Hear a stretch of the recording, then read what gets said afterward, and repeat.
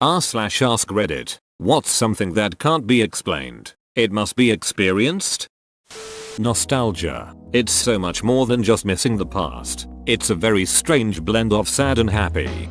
I've never been able to describe it until you've given me the idea. To elaborate, it might be a sadness due to missing how happy you felt during you did whatever the nostalgic thing was. You know that you'll never get the experience back even if you tried. But just the thought of the nostalgic thing makes you happy enough to equalize that emptiness.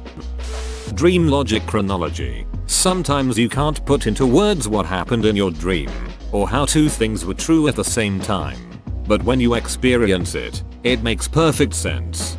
I think the hardest part of dream logic is how in your dream head, at least in my dreams, I'll be in a situation with an entire backstory and set of memories and reasonings for why what's occurring already in my head. So the dream could start with me in a store, and that's how I would explain it. But in my dream head I know I'm there because I need a gift for my sister and she was attacked by a horse, so I can't get anything with horses on it, and the clerk is giving me weird looks because she knows about the horse thing but she loves horses. So I'm offending her and she's going to go home and tell her family that if I tell anyone it'd be yeah I was in this store and it was weird.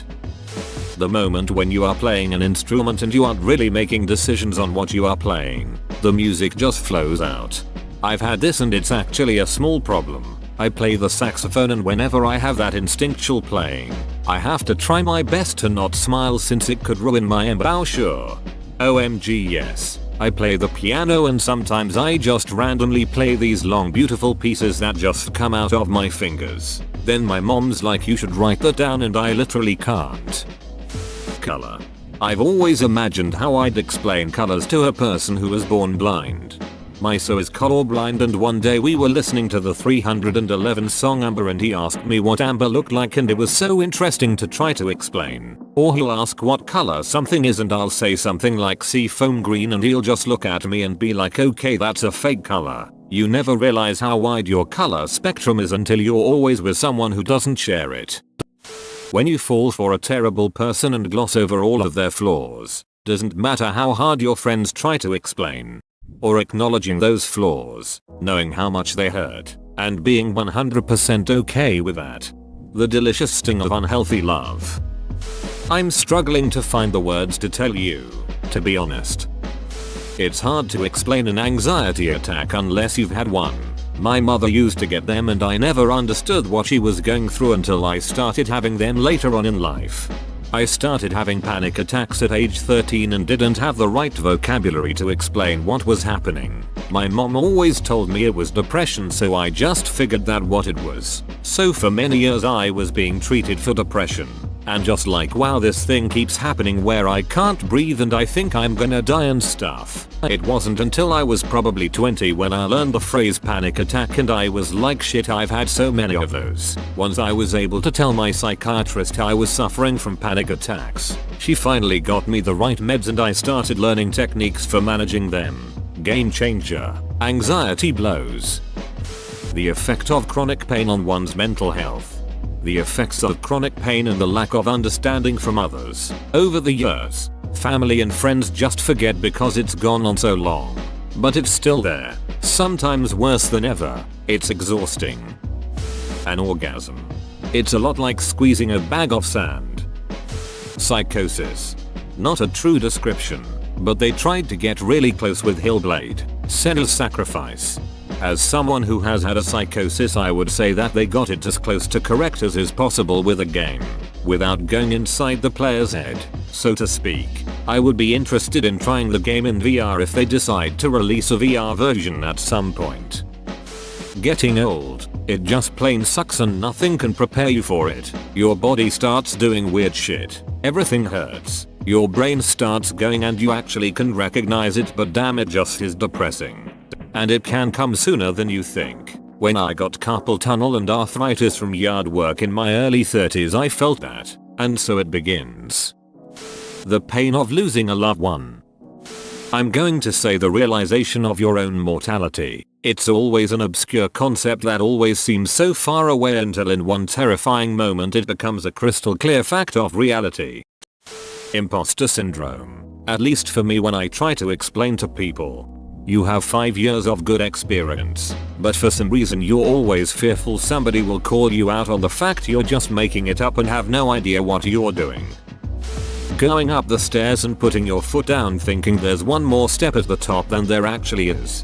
I did this on my porch step coming down and put my entire body weight down on my right foot and instantly shattered it in 6 places. Shudder duck. That hurt. No going back. I want to say virtual reality. Lots of people think it's a gimmick without trying it. I think the real issue with VR is most people don't get to experience it properly. Mostly it's just the headset and controls sitting in your living room, which may not be enough to convince some. Personally, I'd love to try a full VR rig, but I'll probably never get the chance. That feeling when your nose is clogged but then you get into the right position and your nose frees up. And then the other nostril closes. Depression. I feel this so much. Most of the time it's not even sadness, just emptiness. Yeah, and then with anxiety mixed in. I can't describe it. Scuba diving. Came here to say this. People think it is like swimming. It's more like floating in space while visiting another planet. A full solar eclipse.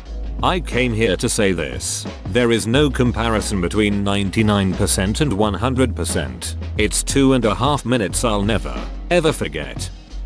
People look at me funny when I say this, but combat. After I returned from overseas, people would ask me what it was like, but I honestly couldn't explain it in a way that they could really understand. The risks far outweighed the rewards. But I gather that if you talk to a lot of veterans who saw combat, many of them will look upon it almost fondly. There's nothing like it. No amount of skydiving or other extreme sports come close to the exhilaration and rush of being shot at and retuning fire. It's an experience unmatched by anything in the world, where the only difference between life and death is if you're better at making subtle aiming changes. Sounds bloodthirsty, and I'm not saying it's a fun thing to kill people or see others get killed. It's just one of those things that you have to experience to really understand what I'm talking about.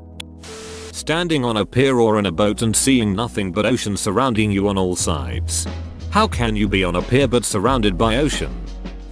Finally feeling like you are an adult. The best I can say is it does happen. And it happens after the time you get the no one knows anything epiphany. And it doesn't happen for everyone.